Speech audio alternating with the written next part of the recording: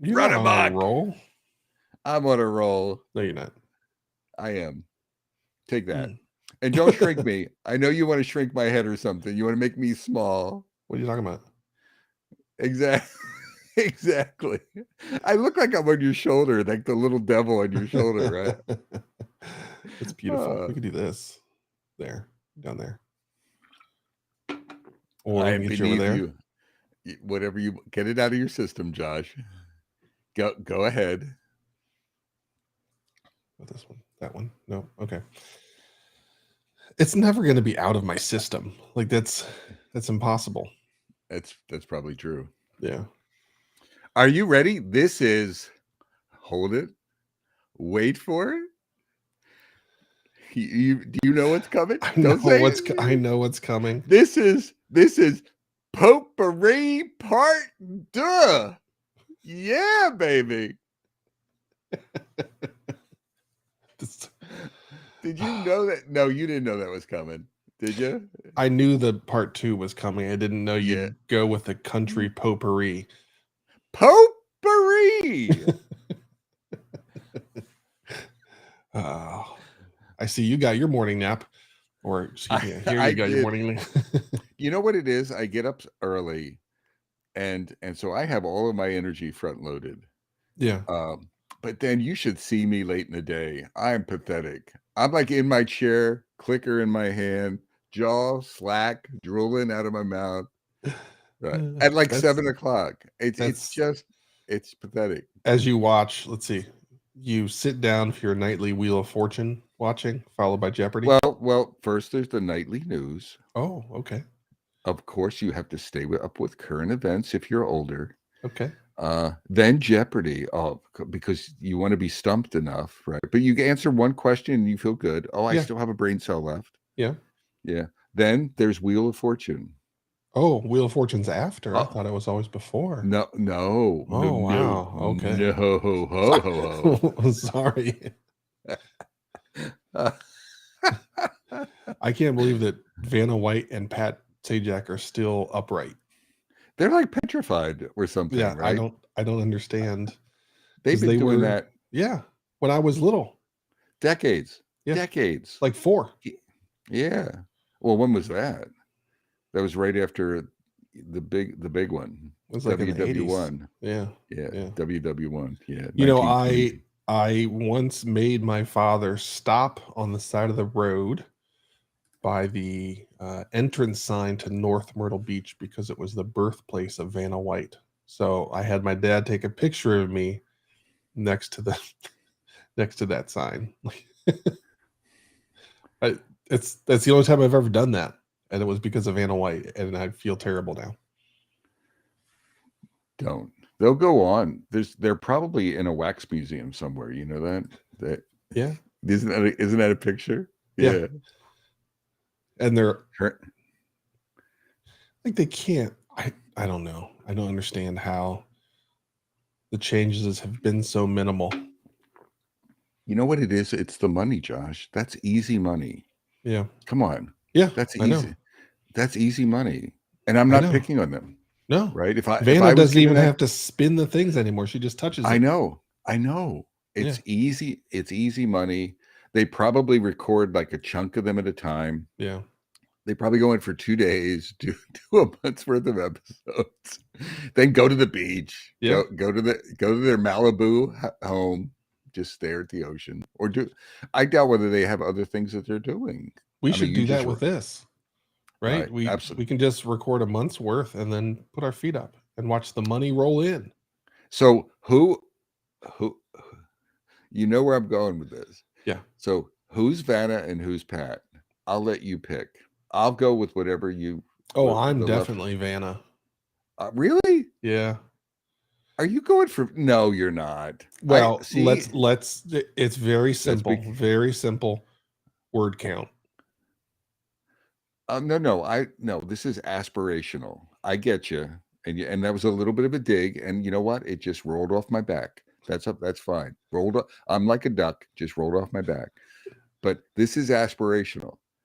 In a perfect world, which one? And I'm giving you first dibs. You get first dibs. And I'll take your leftovers.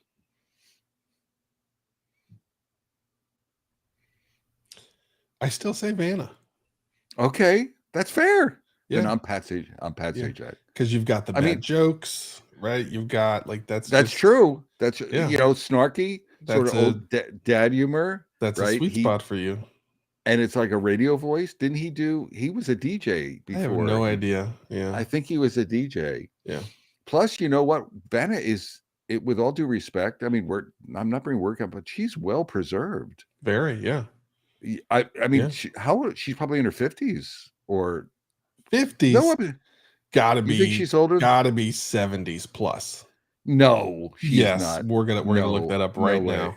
No way. No way. 50s. No, she's not in her 70s. There is no way she's 57, 1957. so she's a year younger than me. Huh? So she's 65. So That she's not in seems her young. That 70s. doesn't seem right. But look at me. Look at me. You should have thrown me Vanna. Look at Vanna. You should put a Vanna White picture. We're the same age. We could do that. We could do that. No, don't. Please We could do don't. that. Just it'll make me Uh, sad. Don't play around. Come there. on. Oh my God. And look at her Yeah. husband. Is that her husband? I have no idea.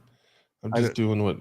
See more she is images from the web. she does not look well. So side by side, Yeah, we are not comparable. yeah, yeah. Oh my gosh. But I mean, if you look at I- that, I mean that that's although he's taller. yeah. Yeah, but you know what? I think I mean, they may be both, but I know he's had some work. I mean, come on. He's had Yeah, yeah, some facial work doing.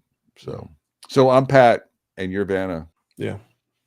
All right, I, what are we going to talk? Josh, go to ahead, me, I Josh. think the key difference is that I'm just more graceful, right? Like I imagine you walking and stumbling across that stage, and it seems like a bad, like that's not good for production value. Have to edit, redo all that stuff is just So you know what, Josh? That's what. exactly the word that comes to mind. I think of Josh, and a lot of it. I love you. I love you like a son. But the first word that comes to mind when I think of you is graceful. I It's true. can't even get it out. God, great. Like a what's a male ballerina? What a ballerina? What? That's a good question. Yeah, I think of you as a ballerina. Yes, yes, I do. Oh my God! Uh, Right? yeah, I you get it. you almost float. Oh yeah, light on my feet. You were like, did you really want to go there? Yeah, I'm it's I'm it's crazy. it's relative to Bob. I'm a ballerina. Oh yes, yeah. Yes, you. No, Josh, come on. Don't take that. That's like the sumo outfit. Remember I that do relevation? remember that It's very like vividly. Bob, I do this for a living. Yeah, Josh, you are not graceful. You have many other strengthful, right?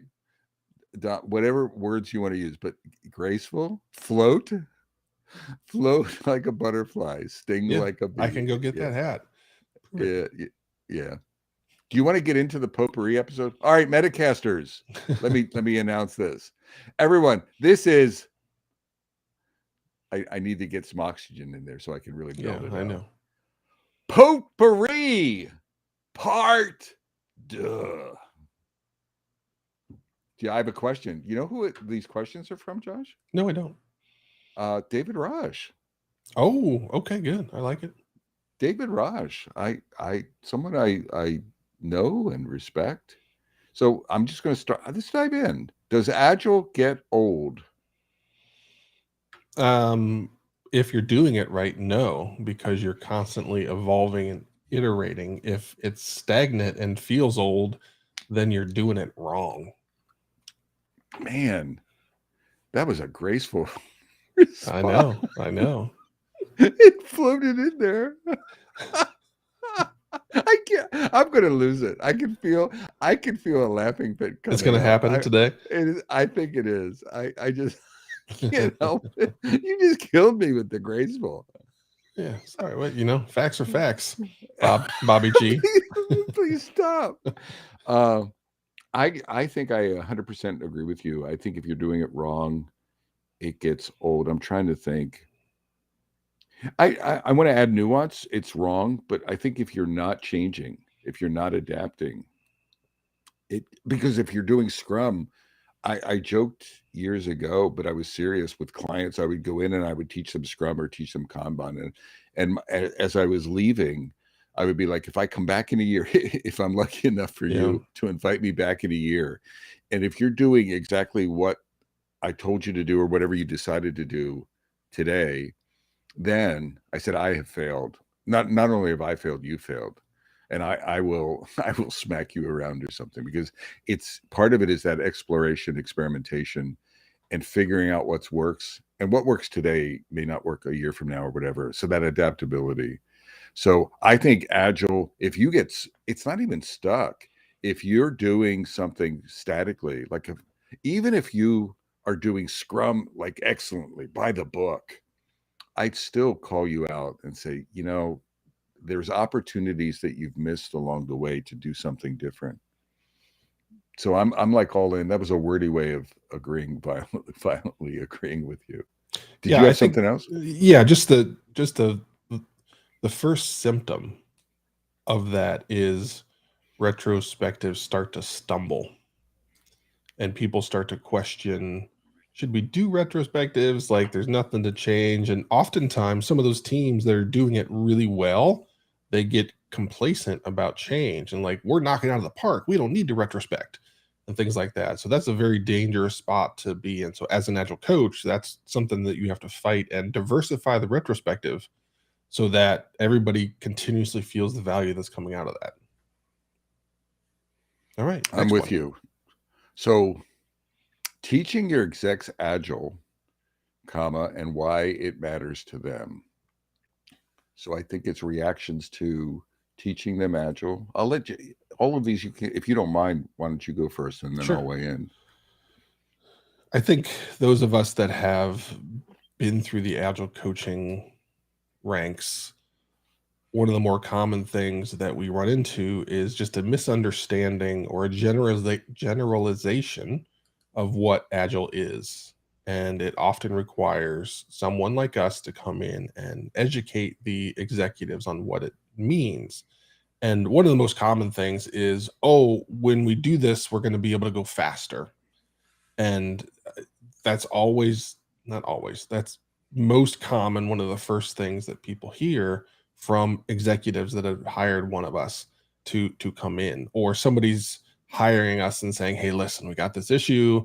The executives think this is going to happen. So it's about educating them on their role in it. And their role is very important in that they need to provide context and clarity about strategic direction for the company and who we aspire to be as a company, what products we think we need to build to live effectively within our market space, and then let the team run from there. If you have a good product manager and a good product owner and good scrum teams, then all of that will take care of itself. But number one, it's understanding the role that you play at the very top of the funnel of ideas and thoughts of direction that we are going to go, but most importantly, giving that clarity on that strategic direction, because that's one of those things that I've seen teams trying to do the right thing, but they inadvertently make a poor choice because an executive didn't share with them, oh, hey, like we're actually trying to exit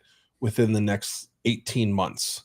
And that's going to change the way you think about the business and the way you build things versus we don't expect to sell or have an exit or anything for 20 years. In fact, maybe never. So then that's going to adjust the way myself as a product manager, product owner, and teams think about the choices that are being made. Doesn't mean you take a shortcut. It's just you understand the final destination and that it's close or it's really far away. So often that's a stumbling block where executives get frustrated because teams are building things the wrong way, but they're building them the right way as far as they know. That executive just failed to provide context and clarity around the strategic direction of the company. I mean, again, I'm 100% agreeing with everything you said. I mean, the add-on for me is maybe a different twist. I want to go back and read that question again from David. Teaching your execs agile and why it matters to them. It's almost the way it's phrased. It's a good question. I'm not picking on it. It's like it's my job to convince or train the leader. I'm actually having heartburn around that. No. If you want to go agile as a leader, it's your job to be curious. It's your job to learn everything you can. It's your job to pull me in. You know that quintessential joke, Josh? I'm the CEO of a company and you have 60 minutes to teach me agile, right? That's all the time I have. But I'm going to prescribe agile across my entire organization, but I'm only willing to give 60 minutes of time. And that's not a joke. I mean, I can't tell you how many times I've had leaders that give me time limits like that to talk about something as complex, as important as agile to them, to their organization. Mm-hmm. And it's like, no, it's your job. I'm here. You need to be pulling everything from me. You need to be learning. You need to be taking personal accountability. I want to share a link. I was inspired by this question. I didn't prepare it, but there was you're going to like this, Josh. There's a blog post I wrote, or I shared it. It's actually, I didn't write it. There's this Rena, what's her name? I have it up. Hold on. And I'll share the link. Rena Hellstrom. And she's the CEO of a Finnish company that does agile HR. And she wrote this piece on LinkedIn, and I'm just going to read a few. It's like she talks about like 12 steps that she wants leaders to go through, and in an agile transformation. And it makes this case of this juxtaposition, right? That it's not about me helping you; it's about the burden falls to you. So let me read a few of these things. And if this isn't aligned, Josh, just stop me. So number one, grill the CEO or the unit head before you start teaching them agile. Tell her or him that he is 100% responsible for making agile work. That's step one. Step two, train the leadership team in agile for 2 days. Make them go through a mind-blowing transformation backlog building exercise together. It must hurt. Grill them all. Tell them nothing's going to happen if none of you actually take an item off that backlog and finish it. Very few of these people have been very action oriented lately. It's a stretch to them to actually see that shit gets done. I'm just reading. This is what she typed, and I actually took it on LinkedIn because it was like a LinkedIn post, and I tried to give it broader sort of exposure. Number three, agree on a cadence to the LT. Grill them all. There's a common denominator, Josh, of grilling them. And I love that. And then flip them over. Get the spatula, flip them over. Tell them that they can either have this nice little backlog in their normal monthly death by PowerPoint reporting meetings, or then they set up biweekly checks, sprint planning, backlog, and refinement sessions. Make them swear to have retrospectives on how they work. 4, tell them nothing's going to happen if they won't start communicating with each other live by the board. Okay, Agree on who. So we're going to add the link. Everybody go and read it. Yeah. So it's a resource we're going to attach. Does that give you a set? How do you react to some of that? So 2 things. I think point number 2, what was point number 2? That they were 100% responsible? No, that was the first, actually. Oh, it was part of the first point. Okay. Yeah. I agree with that completely because one of the things I've been saying a lot lately, so for those of you that are in my weekly AMAs, which why aren't you? It's free Q&A every Wednesday. Amen. Let me say that again. Look, you could pick his brain. And for God's sakes, everyone, look at the size of that sucker. I mean, there's a lot of picking to be done. So and it's not fluff. There's value in there. So get your butt. I'm influenced by Rena. It's like get grilled. Grill yourself to get into the Ask Me Anything. Yes, it's large and dense. So yes, that is the reality. One of the common themes that I've been talking about is the importance of that leader and that decision maker, but they are also kind of where that buck stops. And what's going to happen is Scrum is hard. People are going to get frustrated. It's not going to go as smoothly as they thought, and they're going to start complaining up. And it's eventually going to get to the person that's writing the checks for the transformation. And in that moment, when it makes it to the top and somebody says, like, hey, so and so, this is really annoying. We were better before. Why are we doing this? Can we skip this? That is the defining moment for the transformation. Does that leader stand up with confidence and pride, which only happens with everything that Bob talked about from the article? Do they stand up and say, I hear you, I understand, this is who we are now, and I need you to get on board. I understand it's not easy. We know it's not easy, but we believe long term this is the right answer. So please get on Yep. board. If you have any more questions or concerns, let me know. But the answer is going to be this is the direction that we're going. Or they can start to crack that door of doubt open and say, okay, well, I'll talk to Bob, I'll talk to Josh, and we'll get them to lighten up on this. At that point, Yep. it's over. The door hasn't been kicked down, but the door now has a crack in it.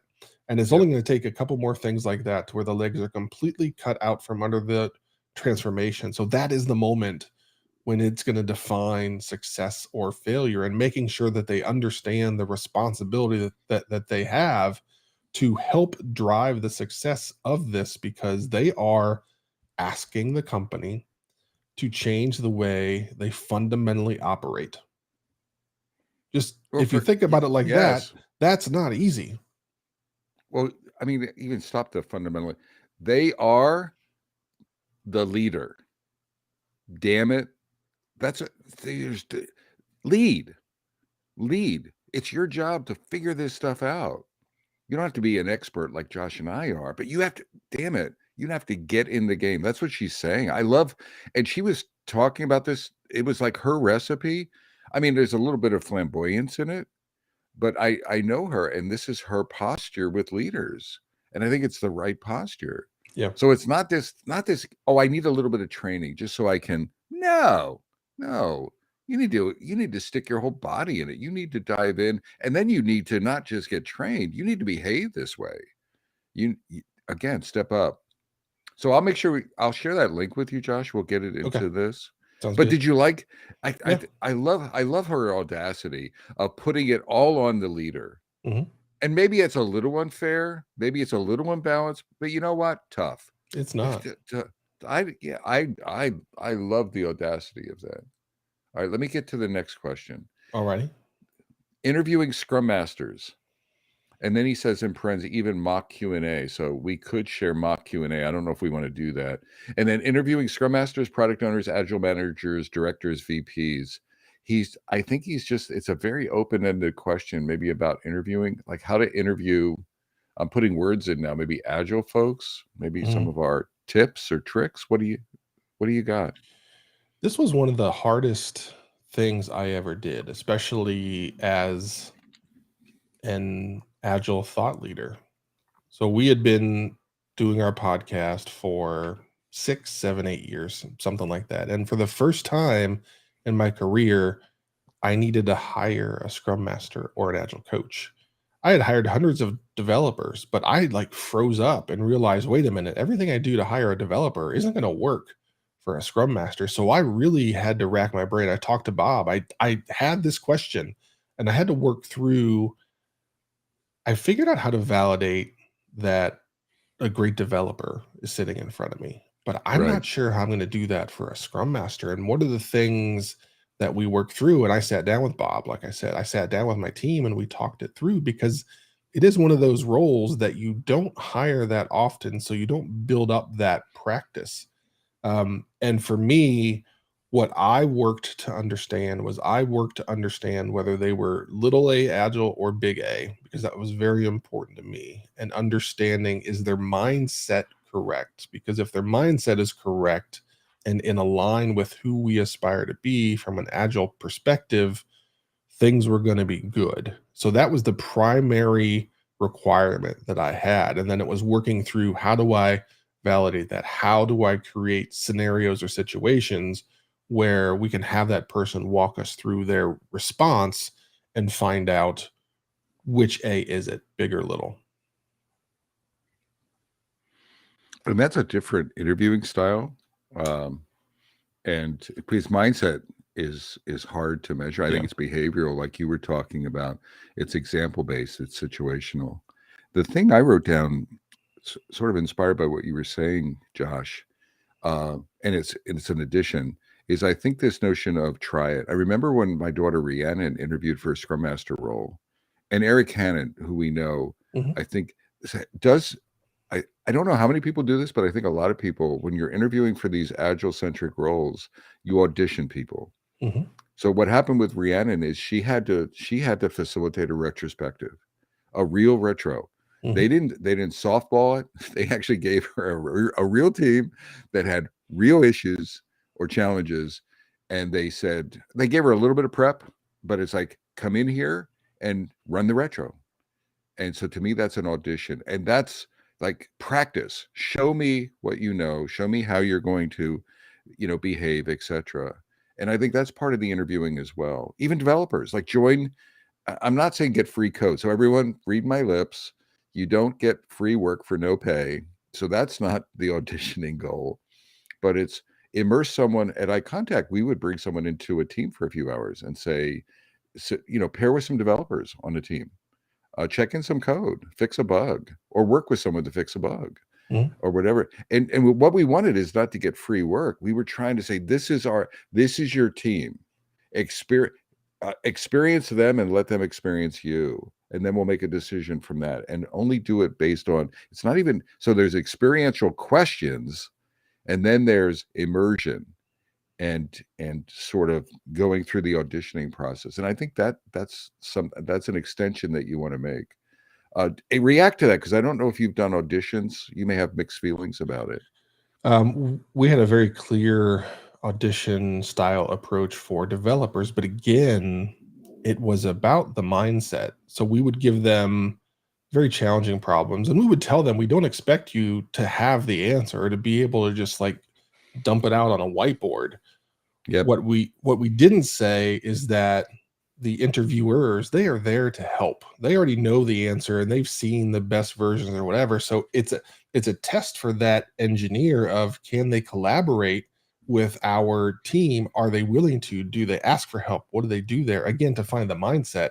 So we ended up doing similar things with the Scrum Masters, where we would ask them to create the perfect Scrum organization and what would it look like. And then we would poke and prod in different areas.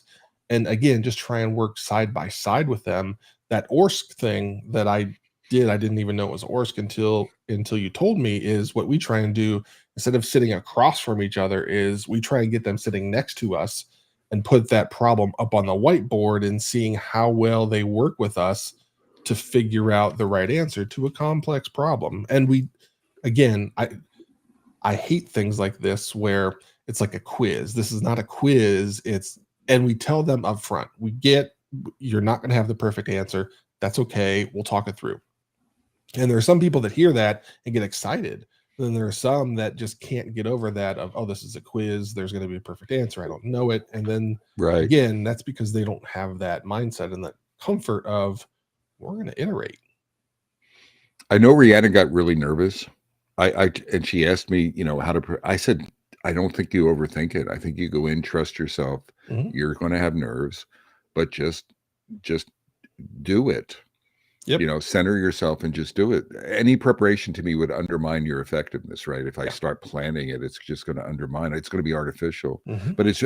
But I think a point you made is it is challenging for the interviewee. Mhm. These are and so if you're doing this stuff, you have to sort of give them some hints, or sort of give them some prep to calm them down. Otherwise, Yeah. it can be very intimidating. So you want to prep them. Uh, David talked about VPs and directors and things like that. So it wasn't just Scrum Masters or POs or developers. I remember years ago, Josh, I interviewed for a senior leadership role. I was in Connecticut. it was in Pittsburgh, and I was really excited about this. It was a technology company, like an IBM derivative company, or Mhm. owns, but it was a startup in the Carnegie Mellon space at Pittsburgh.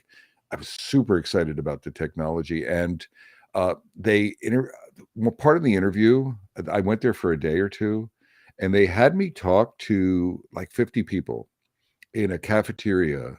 Not talk, it was like an ask me anything. Before anyone talked about ask me anythings, they threw me up there in front of 50 people and said, this is potentially your new boss. Ooh, I like uh, it. right, ask him anything. And I liked it. Yeah. It was freaking scary, Yeah. but it was great for me because I got a sense for the Yeah. the culture. I got a sense for the challenges, and I think it was great for them because they got raw Bob, hire. This is not an interview question. Pepper me. And I remember thinking, and this is the first time I ever had that. And it was a little bit mature in the interview process. I had gone through some individual or small, like, pair interviews.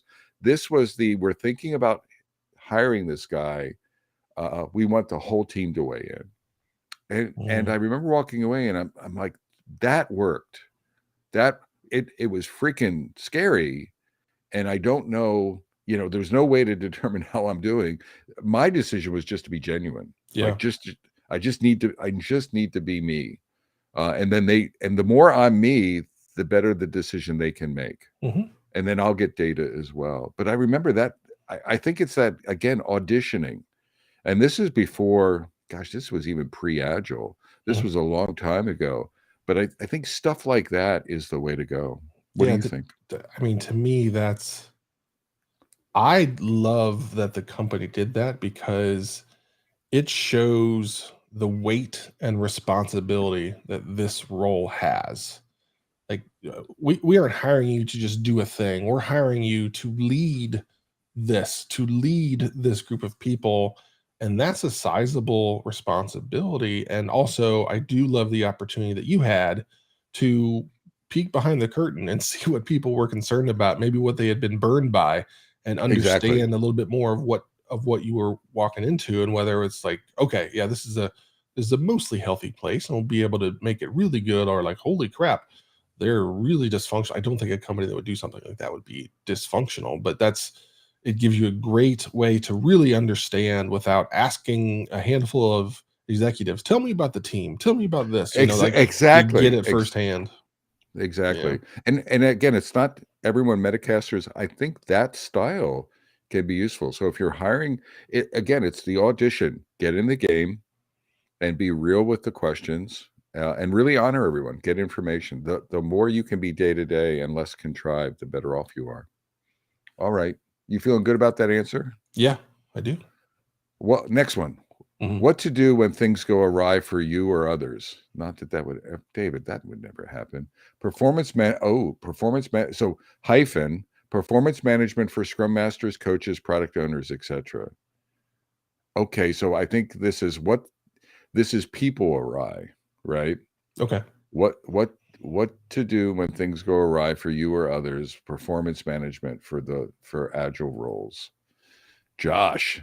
I don't know how to answer this. Nothing's ever gone wrong. So Oh, ever. that is 100% So there's been untrue. never, you've made perfect hires and you've Perfect. never had any performance issues Yes, whatsoever. never ever. No, so again, a common theme for me, and my first step in any misunderstanding, and I believe that a performance issue, perceived, real, it doesn't matter. There's an issue, is created by a lack of information between the two parties. Someone has an expectation that the other one doesn't get, or doesn't have a full picture of, or there's something happening that the other side doesn't understand, is making things more difficult than they expected. So for me, the first thing that I do is I sit down with that person and say, "Hey, what's going on? I've noticed that you're operating here, and the expectation we set is that you operate here. So where am I wrong?" And always enter that with, "I am wrong." Don't attack them, but you have to create that dialogue where, hey, you have all the answers, I don't. So inform me what I'm missing, what I don't understand. And that starts a healthy dialogue again, where you start to be shoulder to shoulder instead of across and attacking each other. And that's step one for me, because oftentimes it's a lack of clarity. And maybe I didn't do a good enough job with expectations or supporting the role or whatever it Right. is. And so then the aha moment is, oh crap, I've let you down. Let me fix that right now. And we go and solve that. Or it's, okay, gosh, I understand what's going on. How can I support you? What can we do? What needs to change? What's going on? That's the standard approach that I take. I want to, before I answer, and plus one to what you said, Josh. Josh, Larry King. Have Mhm. you ever seen Larry King? I have, with I'm looking at suspenders. my, yeah, I'm looking at myself now, and I'm like, and I don't know how I feel about this, but I don't think it's good. But I'm like, I look like Larry King to some degree. Have you? Yeah, right. Yeah, you got Skinny. to sit Yeah. different. You got to get your I shoulders way up. I Like, I don't know how he yeah, does that. Yeah, he had a weird shoulder thing going, yeah, right? yeah. Yeah. I'm like, So, yeah, so for those of you that are listening and wondering, you don't have to wonder how Bob looks like Larry King. You can go onto YouTube and see it. Take advantage of this new medium that we've leapt into. Okay, Larry. exactly. So let me answer this. So I want to come at it. I'm proud of myself, Josh. I'm coming at these. I'm agreeing with you, but my brain is going in a slightly different direction. So what to do when things go awry? Um, don't let them go awry. So Mm, performance management is sort of like, 80% of the time or 90% of the time things go awry, and then I have to go into performance management mode, whatever that means. I sort of know what it means. Uh, don't let it go. Feedback, feedback, feedback.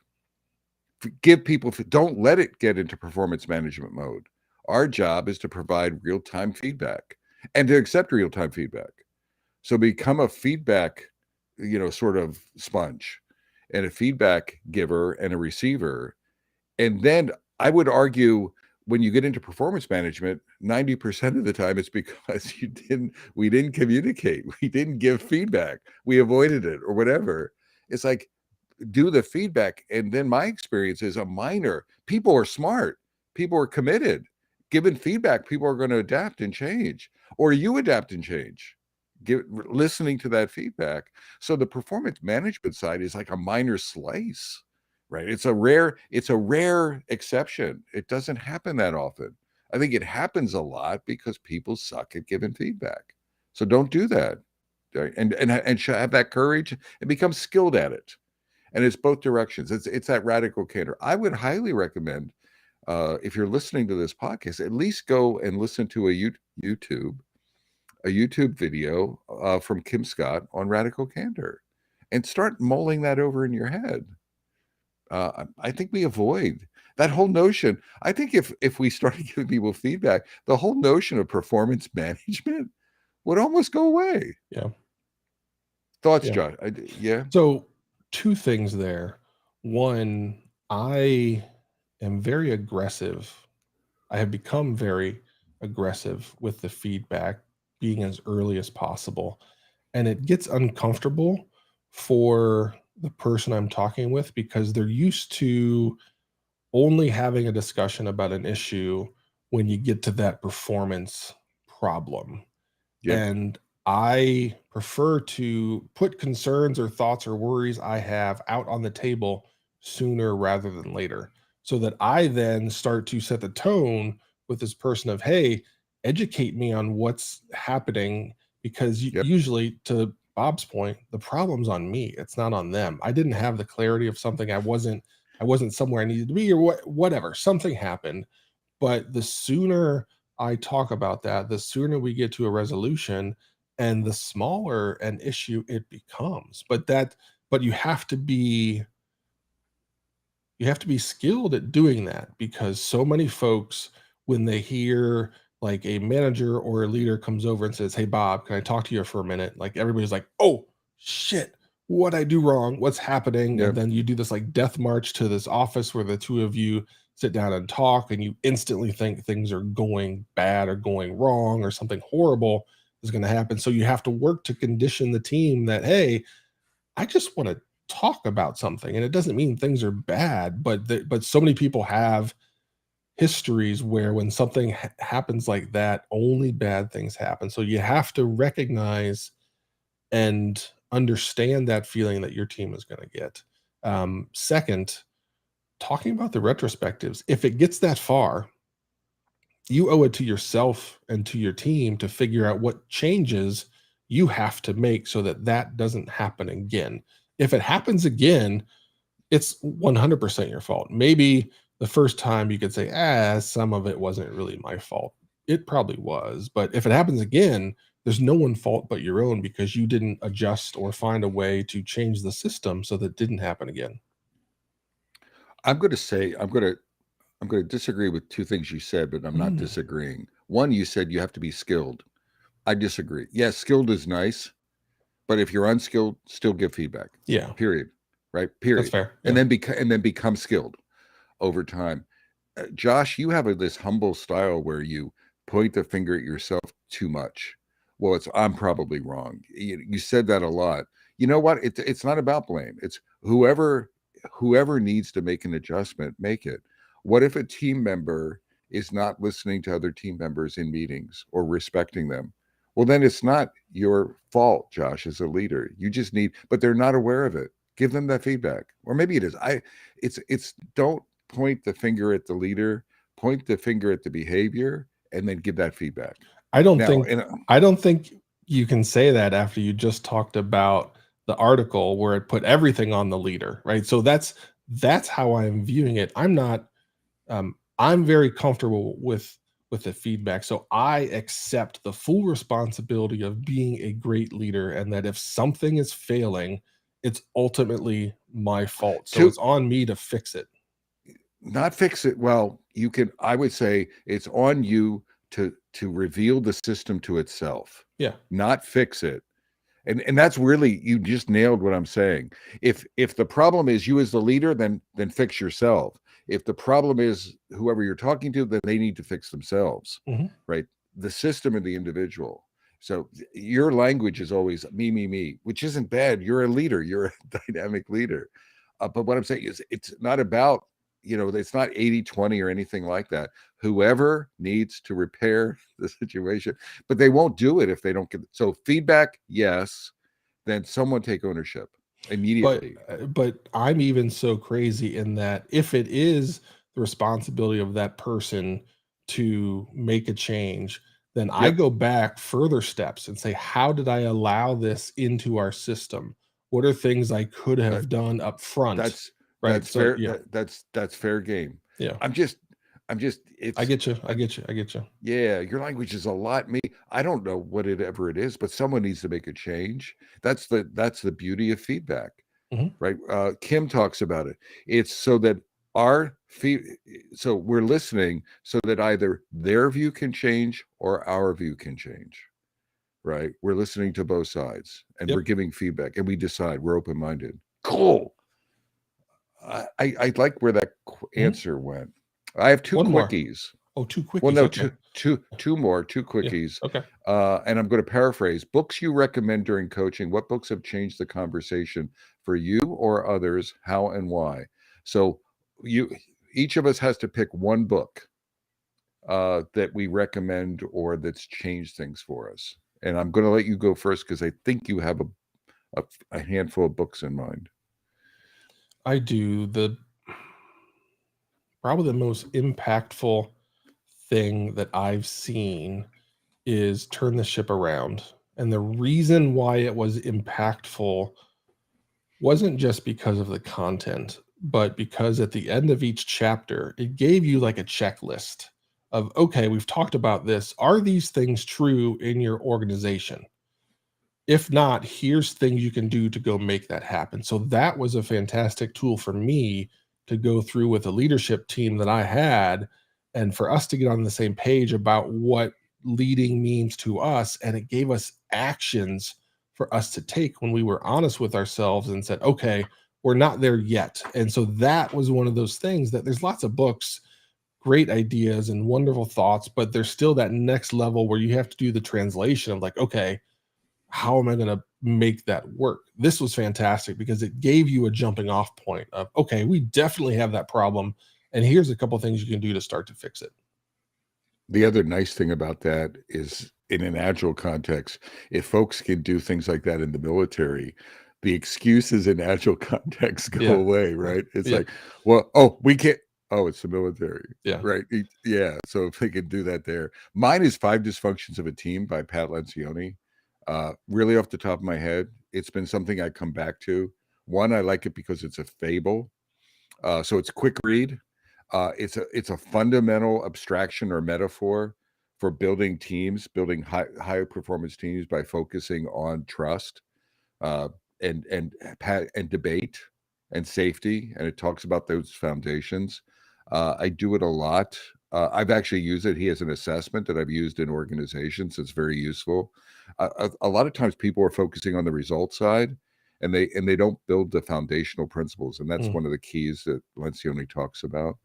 I've handed that out. I've bought copies for, and I contact and Channel Advisor. We used it, but it's just useful. If you haven't read Five Dysfunctions of a Team, no matter what your role is, I would say read it. You can read it in a plane ride, a cross country plane ride. You can digest it. All right. So the next one, real quick question. This is even shorter, Josh. But we need to give it some thought. What is your agile spirit animal? So I'm thinking yours is pretty don't simple. no, you can't make assumptions and pick. So think deeply. What is your agile spirit animal today? So I'm trying stew with a viper. The viper. I keep coming back to the wolf. That's the thing that I keep coming at. Is that oftentimes when I'm doing these transformations, I am often the lone wolf, and I'm that kind of outsider that's trying to come in that has different thoughts and ideas on how it can be done and doesn't accept that thing you talked about with the military of it can't be done. Yes, it can. We just have to go make this happen. So having been through a bunch of those, leading them mostly on my own, that's that feeling I get. Plus, I got Winston Wolf behind me, who that's my spirit character, and he just comes in and fixes big problems. So that's what I enjoy doing, and so that's kind of shaped in my brain. Very cool. Nice answer. Thank It gave you. me some insights, and I've known you for a long time too. Mine, everyone, Metacasters, the obvious one, which is Josh was alluding to, was Agile Moose or a moose. But I'm going to flip it up. I'm going to say a lion. And I'm going to say, I'm going to the Wizard of Oz, and I'm thinking of the Cowardly Lion. And in my mind, a metaphor that I try to remind myself, it's agile coaching and change, leading transformations is a really hard, fearful business.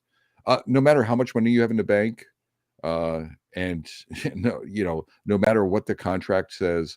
And I try to remind myself to be a courageous truth teller and be a courageous straight shooter. And my mental model for that is a lion. And I'm not saying I'm a really, it's how I want to show up. I want to show up with courage. I want to show up with commitment. I want to show up being proud of what I do, how I'm showing up. Because it's a really hard role, right? Anyone who's leading change, I take my hat off to anyone who leads change, who's trying to change organizational systems and organizational cultures. Man, it's not for the faint of heart. It's not easy. So that's my spirit animal, at least for today. I dig it. With a lion on the back of a moose. Maybe I aggregated it some way. All right, so everyone, that is the end of Potpourri Part 2. I'm so happy we're past this. I know. Potpourri. kidding. I just love saying it. I can say that 100 times I know, and I know. smile every time. So from beautiful downtown Cary, North Carolina, And slightly rainy Fuquay Arena, North Carolina. I'm Bob Galen. And I'm Josh Anderson. Shake and bake. Take care, y'all. We All are right. done. All right. Thank you, Stu. Viper Yes. was second. Come in. You Viper. You don't want to change? Boom. You're Precision. dead. Yeah, just a precision strike. Exactly. Yeah. Exactly. Hey, Josh, you take Yeah. care, my friend. Have a wonderful Okay. weekend, okay? You too, small Bob. You did. You with great power comes no responsibility. All right.